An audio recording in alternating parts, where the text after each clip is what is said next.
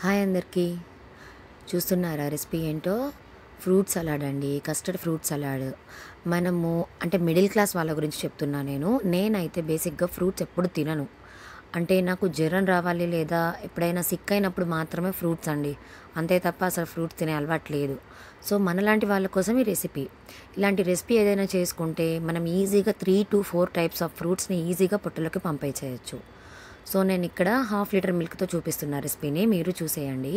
Video ఎక్కడ skip చేయకుండా టోటల్‌గా చూసి, మీరు ఎక్కువ క్వాంటిటీలో చేసుకోవాలనుకుంటే, ఇంకా క్వాంటిటీస్‌ని డబుల్ చేసుకుంటూ చేసేసుకోండి. ఇక్కడ కడాయి మందంగా ఉండేలా చూసుకోండి. ఎందుకంటే పాలనేవి అడుగంటకుండా ఉంటాయి. సో, హాఫ్ లీటర్ పాలని కొంచెం గోరువెచ్చగా అయిన తర్వాత ఇలా 4 టేబుల్ స్పూన్స్ సెపరేట్ ఒక బౌల్‌లో తీసేసుకొని, 4 టేబుల్ స్పూన్స్‌ల కస్టర్డ్ పౌడర్. ఇక్కడ కస్టర్డ్ పౌడర్ వచ్చేసి వెనిలా ఫ్లేవర్ తీసుకున్నా. మీకు ఎక్కడైనా స్టోర్‌లో అవైలబుల్‌గా ఉంటది, తీసేసుకోండి. సరే, మీ దగ్గర కస్టర్డ్ పౌడర్ అవైలబుల్‌గా లేదు అంటే కార్న్ ఫ్లోర్ కూడా వాడుకోవచ్చు. ఇంకా మీరు కలర్ కోసం ఏదైనా ఫుడ్ కలర్ యూజ్ చేసుకుంటే అయిపోద్ది. ఇంకా వెనిలా ఎసెన్స్ ఒకటి ఉన్నా చాలా బావుంటది. సో, కాకపోతే కస్టర్డ్ పౌడర్ అయితే అన్నీ ఆల్రెడీ అందులోనే ఎసెన్స్ అయినా, కలర్ అయినా ఆల్రెడీ ఉంటాయి కాబట్టి అది డైరెక్ట్ వేసేసుకోవచ్చు అని నేను ఇలా చూపిస్తున్నా.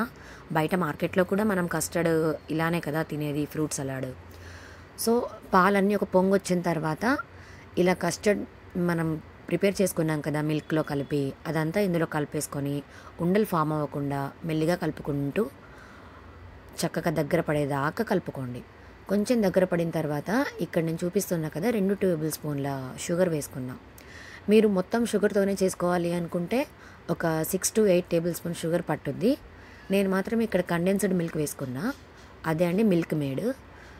సో, మీరు దగ్గరలో ఉన్న స్టోర్‌లో ఎక్కడైనా అవైలబుల్‌గా ఉంటే తీసుకోండి. మీ దగ్గర లేదు అంటే షుగర్‌తోనే చేసేసుకోవచ్చు. ఇంకా బెల్లం వేసుకోవాలా అంటే వేసుకోవచ్చు. కాకపోతే బెల్లంతో అంత బావుండదనేసి అంతే. సో, మనం ఇక్కడ 4-5 టేబుల్ స్పూన్స్ కండెన్స్డ్ మిల్క్ వేసుకున్నాం కదా! అంతా చక్కగా కలుసుకునేలాగా కలుపుకోండి. ఇంకా సైడ్స్‌లోకి మీగడలా ఫామ్ అవుతుంది కదా! దాన్ని కూడా తీసుకుంటూ గరిటెతో ఆ మిల్క్‌లోనే కలుపుకుంటూ ఉండండి. ఇంకా ఎక్కువ దగ్గరగా పడొద్దు. ఎందుకంటే చల్లారిన తర్వాత ఇంకాస్త దగ్గరకవుతది. మనం ఫ్రిడ్జ్‌లో పెట్టుకుంటాం కాబట్టి అది ఎలాగో దగ్గరికే అవుతది. సో, నేను చూపిస్తున్నంత కన్సిస్టెన్సీ వచ్చేసరికి స్టవ్ ఆఫ్ చేసేసుకున్నాను. ఇది కొంచెం చల్లారిన తర్వాత వేరే బౌల్‌లో షిఫ్ట్ చేసుకొని ఫ్రిడ్జ్‌లో పెట్టేసుకున్నా. ఇప్పుడు చూపిస్తున్నా కదా! సో, ఫ్రిడ్జ్‌లో పెట్టుకున్న తర్వాతనే బయటికి తీసి ఇప్పుడు మళ్ళీ ఫ్రూట్స్ యాడ్ చేస్తున్నా. నేనిక్కడ 3 రకాల ఫ్రూట్స్ తీసుకున్నా. నా దగ్గర ఏవి అవైలబుల్‌గా ఉంటే అవి వేసేసుకుంటున్నా. ఇక్కడ గ్రేప్స్ హాఫ్ కట్ చేసి వేసుకున్నా. బనానాస్‌ని చిన్న చిన్న ముక్కల్లా కట్ చేసుకున్నా. 2 బనానాస్. పపాయ ఒక చిన్న ముక్క, చిన్న చిన్న ముక్కల్లా టూటీ ఫ్రూటీ సైజ్‌లో కట్ చేసేసుకొని వేసేసుకున్నా. మీ దగ్గర యాపిల్, దానిమ్మ ఇలాంటివి అవైలబుల్‌గా ఉంటే అవి కూడా యాడ్ చేసుకోవచ్చు. సో, నేను ఇది మళ్ళీ ఇంకా 10 మినిట్స్ ఫ్రిడ్జ్‌లో పెట్టేసి ఇంకా సర్వ్ చేసేసుకోవడమే.